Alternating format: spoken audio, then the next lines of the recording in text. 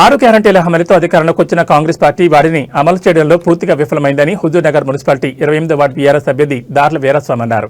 వార్డులో ముమ్మరంగా ప్రచారం నిర్వహిస్తూ ఓటర్లను కారుగుర్తుకు ఓటు వేయాలని అభ్యర్థించారు. కేసీఆర్ 10 ఏళ్ల పాలనలో రాష్ట్రం ఎంతగానో అభివృద్ధి చెందని తెలిపారు.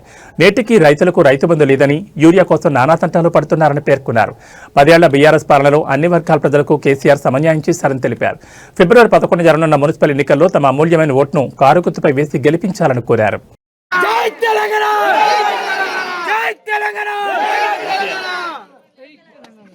హుజూర్నగర్ మున్సిపాలిటీ ఎన్నికల్లో పురపాలక సంఘం తరఫున 28వ వార్డు కౌన్సిలర్గా వీరస్వామి టీఆర్ఎస్ పార్టీ అభ్యర్థిగా నిలబడ్డాను.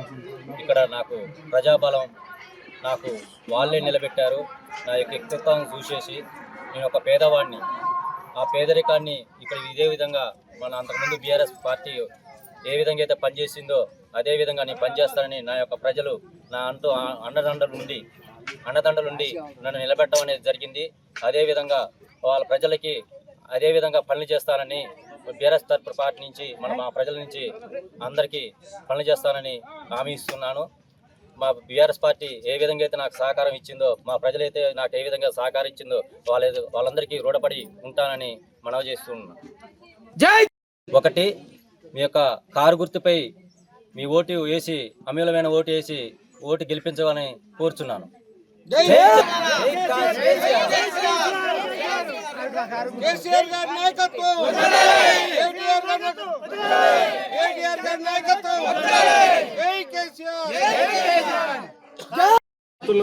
నా ముందుగా నా నమస్కారాలు.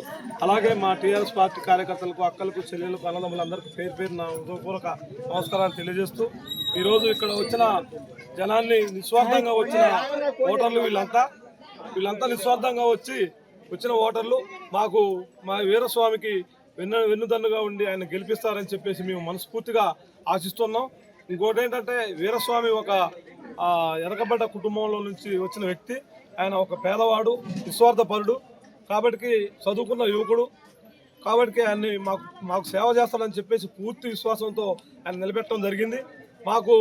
మా పార్టీకి గతంలో చేసిన కౌన్సిలర్ గారు మాదిరిగానే ఈయన కూడా డెవలప్ చేస్తాడు అని చెప్పేసి మేము నిలబెట్టడం జరిగింది. ఎవరైనా గంగరాజు ఏ విధంగా అయితే చేసి మా ఊరిని డెవలప్ చేశాడో, నా 30 సంవత్సరాల రాజకీయ జీవితంలో గంగరాజు చేసిన పని ఎవరు చేయలేదు. నేను సగర్వంగా చెప్తున్నా. అలాగనే అదేవిధంగా వీరస్వామిని కూడా ఖచ్చితంగా మేము పనిచేపిస్తామని చెప్పేసి గ్రామ ప్రజలందరికీ నేను హామీ ఇస్తూ, పేరు పేరున ఇక్కడికి వచ్చిన అందరికీ పేరు పేరున నమస్కారాలు తెలియజేస్తూ, మన దార్ల వీరస్వామిని అధిక మెజార్టీతో గెలిపించి మన ఊరిని మనం కాపాడుకోవాల్సిన అవసరం ఉంది. అలాగే ముఖ్యంగా మనకు ఇంకొకటి చెప్పదలుచుకున్న, ముఖ్యంగా ఈసారి రేవంత్ రెడ్డి గారు అడ్డంగా మండుకున్న కాంగ్రెస్ పార్టీ అధికారంలోకి వచ్చే పరిస్థితి లేదు. ఖచ్చితంగా 2 సంవత్సరాల టీఆర్ఎస్ గవర్నమెంటే వస్తుంది. కేసీఆర్ గారు వచ్చిన తర్వాత మన ఆగిపోయిన శ్మశానాన్ని మనం బాగు చేసుకుందాం. ఇంకా ఎన్నో కార్యక్రమాలు ఉన్నాయి, అవన్నీ చేసుకోవడానికి కూడా మనకు ముందుకు పోయే అవకాశం ఉంది. కాబట్టి పేరు పేరున మీరందరూ దయచేసి వీరస్వామిని మనందరం కలిసి, అవతల ధనిక వర్గం పనిచేస్తుంది, మళ్ళీ వాళ్ళు ఎన్నో ప్రలోభాలకు పెడతారు. కాబట్టి ఆ ప్రలోభాలకు పేరున మరి వీరస్వామి గారికి సంఘీభావం తెలియజేస్తూ నమస్కారాలతో ముగిస్తున్నాను. జై తెలంగాణ, జై కేసీఆర్, జై కేటీఆర్.